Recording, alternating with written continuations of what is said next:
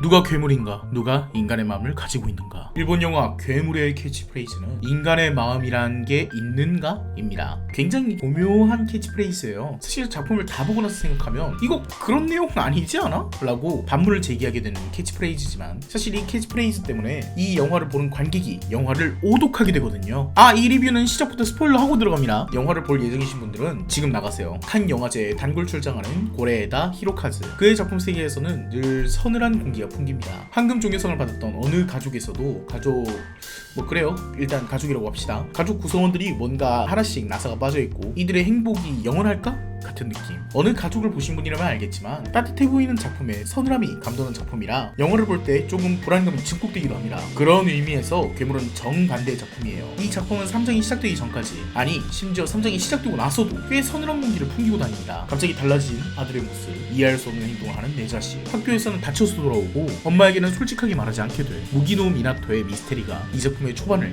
견인하죠. 괴물을 감상하면서 우리는 이 미스테리에 홀려 우리의 간담을 서늘하게 만들어줄 반전을 찾아내기 위해서 눈에 불을 켜듯 범인 찾기에 나서게 됩니다. 꾸준히 강조되는 나는 인간이 아닌 걸까? 라든지 괴물은 누구야? 같은 대사들이 무기노 미나토 혹은 미나토 주변의 인물 중 몇몇이 인간의 마음을 가지지 않은 존재인 것처럼 느껴지게 되고, 미나토의 어머니 시점에서 일장이 끝나기 직전 미나토는 요리를 괴롭힌다고요 라는 말이 나오면서 지금까지 악마 비슷한 놈으로 보였던 호리 선생님의 시점으로 변환되고 새로운 반전으로 향하게 됩니다. 역시 이 작품의 제목인 괴물은 몬스터 페어런치를 말하는 거였어. 몬스터 페어런치란 일본에서 말하는 극성 부모들, 별건 아닌 일로 교사를 무고하게 뒤집어 까고 아이를 잘 봐달라면서 생떼를 부리는 인간들을 몬스터 페어런치라는 이름으로 부릅니다. 작품에서도 일부러 그걸 노렸다는 듯이 대사를 계속 배치해요. 이 작품은 사실 호리 선생님이 무고한 피해자고 무기노 미나토가 영문 모를 악마 같은 짓을 하고 다니는데 엄마가 막 쉴드 치고 다녀서 무고한 선생님의 일자리를 잃게 만드는 그런 현실을 꼬집는 작품이군.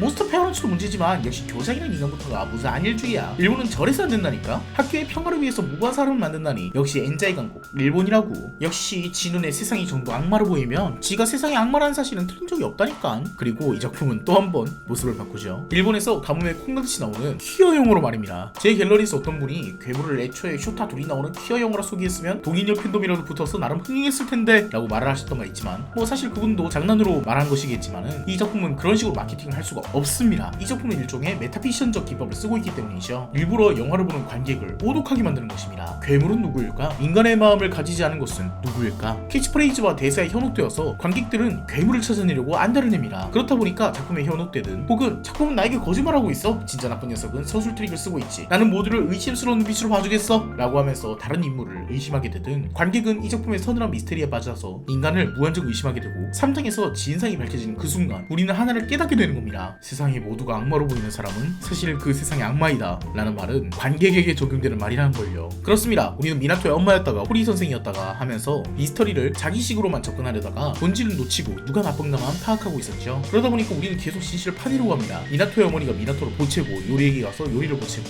호리도 미나토가 죽은 고양이를 가지고 논다는 말을 미나토가 고양이를 죽였다고 했잖아 라고 하며 적극적으로 그를 의심하려고 들고, 누가 봐도 정상적이지 않은 요리의 아버지를 보고도 자신의 일이 바빠서 놓치게 되죠. 그리고 정답은 사랑이라고 할까요? 일단 아슬아슬하게 우정에서도 되지 않나 싶긴 한데 일단은 사랑인 것으로 하겠습니다. 퀴어상도 받았고, 작품에서 절대적인 가해자의 위치로만 보이던 교장 선생님이 사실은 유일한 두 아이의 이해자였다는 반전과 함께 선악으로는 따질 수 없는 문제였다라는 근본적인 접근을 하게 됩니다. 그래도 이 작품에서 근본적으로 지적될 문제라고 하면 모리에 그리고 정상성이라고 지적할 수 있겠죠. 작품에서 은근슬쩍 암시되는 것으로 미나토의 어머니는 미나토에게 정상적인 것에 대한 규약을 꾸준히 불어넣고 있는 인물처럼 보입니다. 미나토의 어머니는 굉장히 좋은 어머니입니다만 이 작품의 가장 초반이 기억나시나요? 흰 선을 넘으면 지옥으로 가는 거야. 세상의 모든 모리에는 좋은 사람들의 시선에서 시작됩니다. 작품에서 명백하게 악하게 보이는 사람들도 있죠. 요리가 여성스럽고 조금 독특한 성격을 가졌다고 이 집을 하는 아이들은 명백한 악으로 보입니다. 하지만 그들도 좋은 사람들이 무심코 말하는 거대한 모리에 속에서 만들어진 존재일 겁니다. 미나토가 어머니에게 속을 터놓지 못하게 되고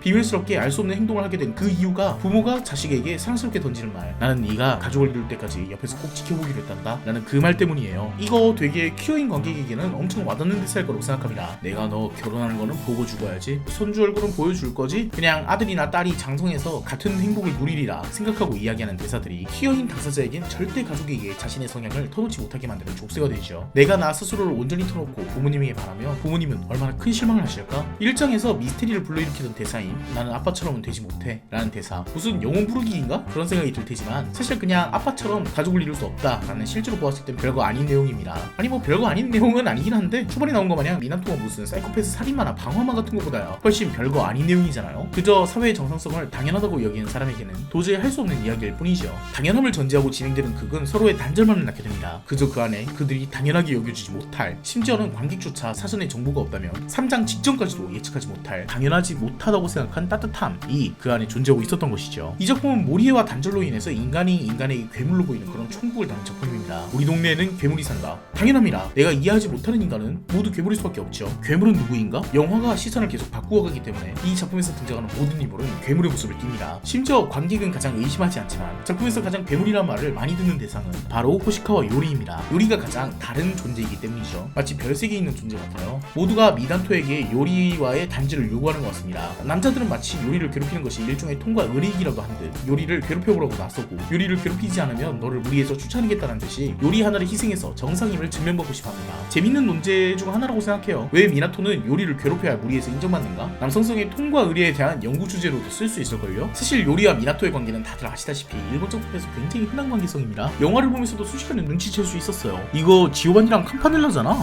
라고요. 물론 은하철도의 밤과는 달리 요리와 미나토는 운명을 같이 하지만요, 지오반니에게 퀴어 작품에서 흔히 나오는 4차원의 별세계적인 캐릭터성을 부여하면 딱 요리 같은 캐릭터가 나옵니다. 어른들, 심지어는 또래들의 정상성에 대한 요구에 지쳐버린 미나토에게 요리는 어른들보다도 많은 것을 알려주는 캐릭터입니다. 당연한 삶을 살아오던 미나토와는 달리 요리는 느끼자고 낙천적이며, 심지어 작품에서 나무늘보에 비유될 정도로 고통스러운 상황에 처해있으면서도 늘 남의 걱정을 끼치지 않으려고 하는, 지켜주고 싶은 캐릭터이기도 합니다. 요리에게 매력을 너무 많이 부여했다 그죠? 심지어 다른 캐릭터들은 다들 자기 시선으로 극이 진행되는데 반해 요리만큼은 언제나 타자의 눈으로 관측됩니다. 자기 시선으로 작품이 진행된 적이 없어요. 그래서 그런지 더더욱 끌리는 캐릭터입니다. 모두와 단절되고 모두가 괴물로 보지만 그 괴물과 미나토가 서로를 이해하게 되면서 서로를 이해하는 따뜻한 기적을 너무나도 푸르고 아름답게 표현하니까요. 이 작품의 마지막 시퀀스는 그 감정을 음악과 함께 폭발시켜내는 장면이라 모두가 감탄할 만한 시인이라고 생각합니다. 그래서 단절과 모리에로 탄생한 괴물들을 뒤로하고 그 오해로 인해서 발생하는 서늘함 사이에서 한순간 상대를 이해하는 따뜻함이 드러나는 지점, 그 순간을 캐치하는 것이 작품의 감상 포인트가 아닌가 싶습니다. 미나토의 어머니는 거의 최후까지 진상을 모르지만 호리가 미나토와 요리의 관계를 알아채는 순간, 교장 선생님이 호리 선생님의 결백을 알고 있었음을 아는 순간, 더 나아가서 교장 선생님이 두 사람의 비밀을 지켜주려고 했다는 사실을 깨닫게 되는 순간, 호리가 미나토의 어머니에게 자신이 무관심을 알려주는 순간, 심지어는 미나토가 호리에게 잘못한 게 없음을 인정받는 순간에 느껴지는 잠시간의 안도까지도 이 작품에서 서로가 괴물이었다가 순간적으로 연결되며 인간으로 대하고 있음을 느끼는 포인트죠. 이 작품은 그래서 어느 가족과 정반대임이라 따뜻한 가짜 가족처럼 서늘함이 불어닥치는 영화가 아닌, 사실은 인간이었던 괴물들처럼 서늘하던 곳에 따스함이 몰려드는 영화니까요. 그것과 정반대로 뜨거운 불은 서로의 모리에로 발생한 반면, 서늘한 물 안에서는 모두가 통하게 된다는 점에서 의도적으로 심상을 반대로 쓴 부분으로 느껴져 감독인지 각본인지 지치가 느껴지는 포인트였습니다. 비크런치란 게 일어나는데 죽었던 사람이 살아나고 인간이 원숭이가 되고 공룡은 부활하고 모든 것이 한정으로 보여서 다시 폭발하게 되는 거야. 이 작품의 근본적인 문제 발생 원인은 정상성과 모리에 그리고 단절입니다. 그리고 이 작품의 극 초반부 대사는 이거죠. 세상은 다시 태어날 수 있을까? 이미 정상성이 정해져 있고 단절되고 서로를 이해하지 못하는 세상 속에서 인간은 타인을 괴물로 생각할 수밖에 없습니다. 그리고 자신이 정상이 아니라고 생각하는 이들은 스스로를 괴물이라고 부르기도 하죠. 퀴어의 어원을 생각하면 재미있는 지점입니다. 그래서 아예 숨어 들어가 버리는 겁니다. 혹은 세상 자체가 바뀌기를 기도하며 비크런치를 준비하기도 하죠. 두 아이는 그렇게 자신만의 비밀기지를 만들어냅니다. 일종의 클로젯이죠. 퀴어 용어를 아시는 분들이면 다들 이해하리라 생각합니다. 그 비밀기지에서 그들을 꺼내는 것이 그토록 그들을 찾아 헤매던 어른이 아니라는 점도 굉장히 재미있는 부분이었어요. 두 사람을 꺼내는 것은 스스로였고 일종의 커밍 아웃 더 클로젯입니다. 최후에 나오는 대사는 흥미롭죠. 우리가 다시 태어난 건가? 아니, 우리는 그대로잖아. 옷장 밖으로 걸어 나오면서 옷장 밖이 세상에 맞게 스스로를 바꾼 것이 아닌 자신을 긍정한 채로 바깥으로 걸어 나오는 장면, 괜히 칸에서 퀴어상을 받은 게 아니군요. 물론 작품의 해석에 따라서 이 자기 긍정을 담은 따뜻한 마무리는 살짝의 불안감이 담겨 있을 수도 있습니다. 작품에서 은근히 두 사람이 마지막에 산사태로 죽었는데 환상을 보는 것처럼 느껴지게도 설계해 놓았고, 두 사람이야 스스로를 긍정하든 어쨌든 세상이야 전혀 달라진 게 없기 때문입니다. 사실 키감성 낭낭하게 이 작품을 보면 그래서 뭐 달라진 게 대체 뭔데? 라는 생각이 들 수밖에 없어요. 애초에 호리랑 미나토 엄마는 두 사람이 열차 밖으로 기어 나올 때 왜 거기 없었는가? 에 대한 의문도 스멀스멀 피어오르고, 교장은 두 사람의 이해자라고는 하지만 애기를 비밀 지켜주겠다고 이대남 하나 병신 만든 인간인 것도 사실이고, 지새끼한테도 질문 잘 못하면서 학교의 모든 사람을 쓰레기 만든 엄마도 사실이고, 요리네 아빠는 이번 일로 인해서 뭐 딱히 달라진 부분이 있을 것도 아닐 거고, 요리가 전학 가는 건 당연히 있을 일이고, 미나토가 그렇다고 요리를 가까이 하거나 두 사람의 관계가 사회적으로 인정받을 수 있게 사회가 비크런치가 진짜 된 것도 아닙니다. 아무것도 바뀌지 않았는데 두 사람은 서로를 그리고 스스로를 긍정하는 이야기로 끝맺어낸 거예요. 그래서 티감성 낭낭하게 보면 이 작품은 대체 뭐 어쩌란 건가 싶기도 해요. 그래도 첫 발자국으로 그 정도면 괜찮은 일이 아닐까 싶어요. 흑투성이가 되어도 온몸이 다 젖어도 재난들에 휘말려도 두 사람이 스스로를 긍정하는 첫 걸음으로 그 순간이 밝기를 기원하는 영화처럼도 느껴졌거든요. 우리는 서로에게 괴물일 겁니다. 그래도 누군가에겐 인간일 겁니다. 오늘 리뷰는 여기까지고요.